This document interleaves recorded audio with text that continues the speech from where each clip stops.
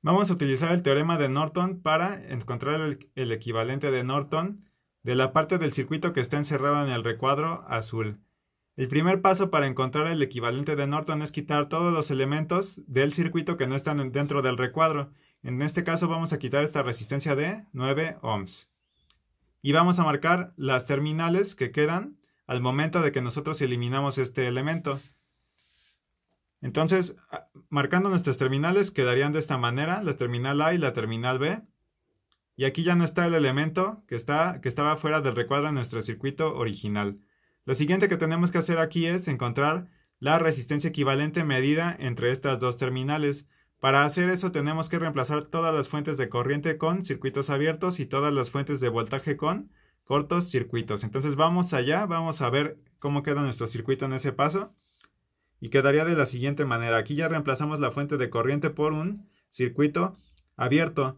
Y de esta manera ya podemos medir la resistencia equivalente entre las terminales A y B. Y si se fijan es muy sencillo porque quedó una resistencia en serie de 5 ohms con una de 4.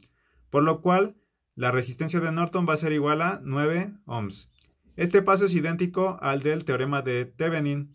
De hecho, la resistencia de Norton es igual a la resistencia de Thevenin. Entonces esta resistencia quedó de 9 ohms. Lo siguiente que tenemos que hacer es, vamos a devolver todas las fuentes a su posición original. Aquí ya devolví la fuente de 10 amperes a su posición original.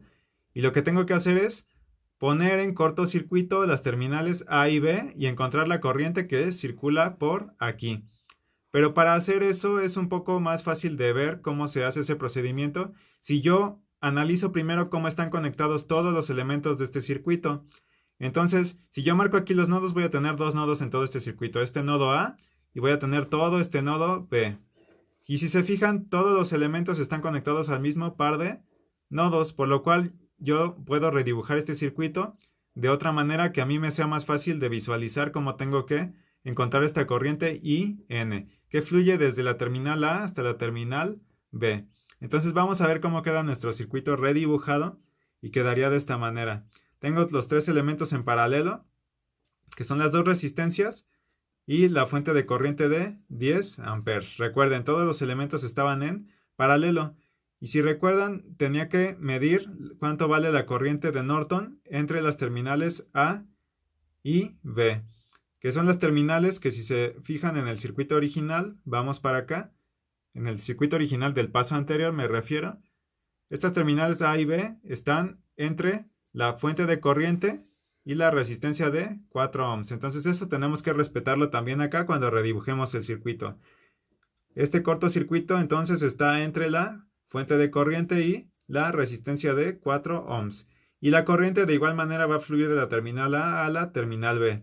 Y de hecho esta corriente es igual a la corriente que va a circular por aquí, por esta resistencia 2. Y encontrarla es muy sencillo. ¿Por qué? Porque todos estos elementos están en paralelo. Quiere decir que puedo utilizar el divisor de corriente para encontrar el valor que circula por aquí. Entonces vamos para acá para ver cómo utilizar el divisor de corriente. Tengo que multiplicar 5 ohms, que es el valor de la resistencia que no me interesa, por 10 amperes, que es el valor total de corriente, entre 4 ohms más 5 ohms. Y queda un valor de 5.56 amperes. Entonces, este valor de 5.56 amperes va a ser la corriente de Norton. El equivalente de Norton va a consistir de una fuente de corriente en paralelo con una resistencia. La fuente de corriente va a valer 5.56 amperes, que es el valor que acabo de encontrar, y la resistencia de Norton va a valer 9 ohms. Y entonces, ¿cómo sé cuál es la dirección correcta de la fuente? Bueno, la dirección correcta de la fuente de corriente va a ser una dirección tal que provoque que la corriente que circula acá entre estas terminales A y B vaya de la dirección desde A hasta B. Y eligiendo esta dirección veo que yo provoco que acá, en esta rama, se produzca un flujo de corriente desde A hasta B.